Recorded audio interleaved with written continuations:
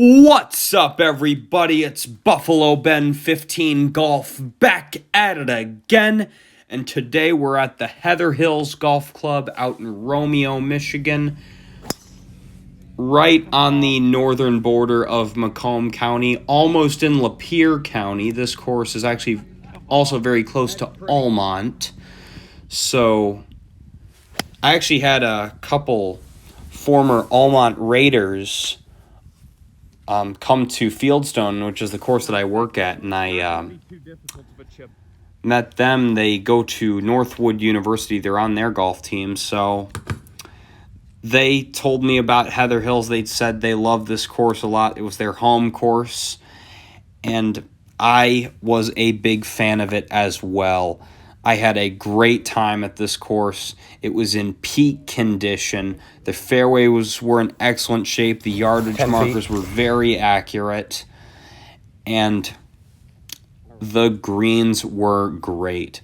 I expected them to be even a little bit faster than this. Yeah, as you can see, I just tap that 10-foot putt there. Normally, on some of the courses that I play, I'd swing that at least twice as hard. But as you can see here, the greens here are rolling good. I had talked to a bunch of people on, hey, what's your favorite golf course? And a lot of them, or a handful of them that I've played with over the years, just random acquaintances, have said Heather Hills is their favorite. And I asked them why, and they said, because the greens are just perfect, they said. So I expected them to be even faster than they were, but I was still very pleased with them as somebody who plays Sanctuary Lake quite often. That was actually our home course for Troy Athens, and if you guys have ever played Sanctuary Lake before, you know that their greens are very slow. So definitely a nice change. I made a really nice 3 here, almost a 2. Wish you guys could have seen a better angle of that hole there. Just a very picturesque par 3. I'll tell you, a lot of picturesque holes here at Heather Hills. Definitely recommend this course to anybody who is in the Romeo, Almont, Leonard, Lakeville area, and even Oxford as well. But even for people who live in Southern Oakland County, I'd say it's worth the drive. I love this place. I would definitely go back. I'd say there's a 99.9% chance that you guys are going to see another video from here. I mean, not including the back 9 that you guys are going to see after this front 9 here. So, with that said, I played really well these first 3 holes. I know I bogeyed the first hole, but I honestly wasn't too upset about that because it's stroke hole 2 and it was 442 yards long. To have a hole that long to start out really gets you on your toes. I mean, you're just fresh out of the parking lot sometimes. I mean, especially the days that you don't have time to warm up before your round. You're fresh out of the parking lot and you got to get right to it. And that's what I was able to do today, guys. This is one of the better starts that you guys have seen me shoot in the last few rounds for sure. So definitely going to take what I saw from these first 3 or 4 holes here. I'm going to watch this like 100 times over like it's nobody's business. Just seeing, okay, what did I look like? What was my pre-shot routine on these holes that I played right out of the gate here at Heather Hills today? And how am I going to be able to replicate that in future rounds? And as you can see, I make short work of another par 4 into a little bit longer of a par 4 here. 402 yards, almost rolls back into the fairway, not quite. Still a pretty manageable gap wedge shot here. I'm able to get it on the right edge of the green. This was a pretty difficult putt, though. The pins were in pretty tough positions, I thought. And right behind this hole from my angle, there is a big drop-off. You see where Colin is crouched down right there is right where the slope starts, and I try my best to just barely nudge it right up real close to the hole. Apparently Eric isn't very fearful of those drop-offs, though. What a great putt. I told him I'd put that in for him. Guys, I appreciate you. So, yeah, I played with a great threesome. They were real inclusive, real nice guys. They loved the golf vlog. One of them even subscribed after we finished the round. I gotta tell you guys, I had such a great time. Hopefully we'll cross paths again one day, right? I mean, you never know. So, again, just scared of it. I left the first one short. I left the second one short just because the last thing I wanted to do was yip a putt and have it go 15 feet down the slope, and then I have a putt twice as long as my previous putt. I got to tell you, there's probably nothing more embarrassing in golf than having a shot coming up that is longer than your previous shot away from the hole. Even out of bounds and whiffs. I mean, I'm probably the most embarrassing is a whiff. But after that, probably having a shot that's further away than your last is definitely the most embarrassing thing in golf. So, able to avoid that there on that green at least. Right into the next par 5 for your real tough hole. There was a water hazard about 250 out on the right side, which is why I used a 5-wood.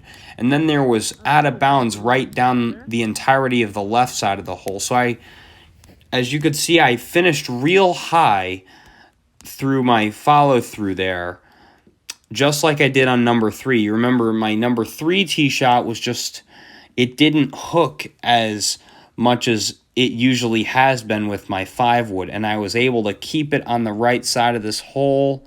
Then I hit a great bump and run and a great putt! Birdie on the hardest hole on the course. We were at 1 over. That's it. 1 over through 6 holes. Guys, this is how you golf. This is what I need to be doing more often. I felt like my tournament self out there. And yeah, I can't stress it enough, guys. I apologize for the fact that you guys weren't able to see all the times that I broke 80 in tournament play. I mean, you guys did get to see one, which was my best finish of the year, a second place. To be fair, that was my best round of the high school golf season, nice, but there were some other ones that were way up there. So right next to me. And this par 3 is way up there on both the difficulty level and the natural beauty level. Decided to show you Colin's tee shot there just to give you guys a better angle down the hill. Sorry that all the camera angles were from my knee height. I did not have my pull cart with me. I mean, while we're on the topic of the high school golf tournaments, I mean, obviously, I never got a cart. I had to walk all of those. So the leagues, the divisions, the conferences that I played for, whatever you want to call it, they did a pretty darn good job of picking courses that were tough but still very easy to walk courses, like Farmington Hills, Glen Oaks, Forest Acres, which is where my state championship was held. Can Johnny get around? All of them aren't terribly hilly courses, but they are tough nonetheless. And this one, I mean, now that I'm not playing in high school tournaments anymore, I get to play at whatever course I want to. Did it turn back is a question. I mean, nowadays, they say I'm going to have courses where walking is just going to absolutely... Yeah, you're alive. Good job. That'll work. ...drain the crap out of me. So, I mean, I could do it, but it would be very, very unpleasant. And I was actually talking to some former Almont Raiders, and they told me that Heather Hills was their home course. They came out to play at Fieldstone, which is the course that I work at, and I talked to them for a little while. One of them actually ended up becoming a college golfer at Northwood University in Midland. Shout out to you, Tyler Kotz. Yeah, I talked to her for a little while about Heather Hills, and she said that it was their home course that they played back when she was in high school. So, I mean, I bet they learned how to stay pretty well-paced in their game, because they just had to walk a real tough course, and they had to keep themselves hydrated, keep themselves just not getting tired and everything. And that double bogey showed signs of me maybe sputtering out a little bit. And then this par 5 way up the hill. Sorry you guys didn't get to see my beautiful tee shot. My tee shots have been absolutely wonderful today, I'll tell you that much. And then I hit this eagle putt coming up on this short par 5. It was only 5 yards longer than the first hole, but I'll tell you, it was way uphill. Like, I looked at the card and I was like, 446 par 5? How's that possible? So once I got there, I was like, oh, okay, it's uphill 100 feet. So this putt is also very altitude changing, and I focus so much on the line because I want to make it so bad I don't protect against a 3-putt. And we've got ourselves work coming back for birdie. Highland 7th hole, anyone? With the 3-putt par on a short par 5 that I played so well up until the green. A little bit downer of a finish to the 9 holes, but 39 is very solid for a course that I've never seen.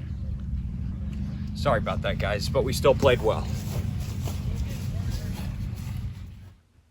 So just to recap the 9 holes for you, excellent playing. This is how I need to be golfing more often, guys. I didn't use driver on every tee box, just kind of telling myself, well, you've never played here before. Maybe it'd be best to be a little bit more conservative on some of these tees. And that's what I did on number 3. That's what I did on number 6. And even with that said, to be fair, I found Heather Hills to be a pretty easy-to-learn course. I mean, there were a handful of blind shots. There were a handful of shots where trees came in a little bit more than you thought they would. But this is one of those courses where even if you've only played it once, you've got a pretty good feel of what you need to do next time. Like some courses, like Devil's Ridge and Mulberry Hills that you guys have seen on the channel, there are some real tricky spots where you got to play it 2, 3, even 4 times to get the hang of how to play the hole right without putting yourself in too much danger for penalties and big numbers. So Heather Hills I found to be real easy to learn. It was a really picturesque course. I mean, and my golfing round was, I would say, just as good, I mean, for my ability as the course itself. I did really well today, guys. I want to do this more often. I want to make this a regular basis. I don't want sub 40 rounds to be something that I don't do often.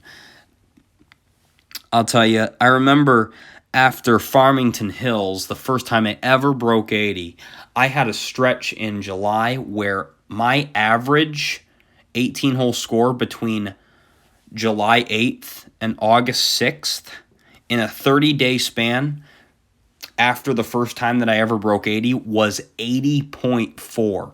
I was absolutely on a roll.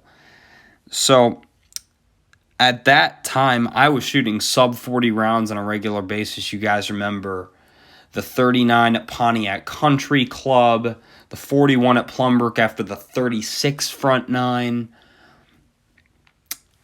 Guys, this is reminiscent of that, and this is what I need to do more often, this playing golf. I've been on a real dry spell lately, haven't broken 80 in over a month now, so hopefully we'll be able to shoot a 40 or less on this back nine. I can taste it. After that front nine, I could taste it. I was like, you're playing good. Even with a double, you got a 39. So, fingers crossed, guys. Back nine should be out in a few days. This is Buffalo Ben 15 signing off. Have a good day, everyone.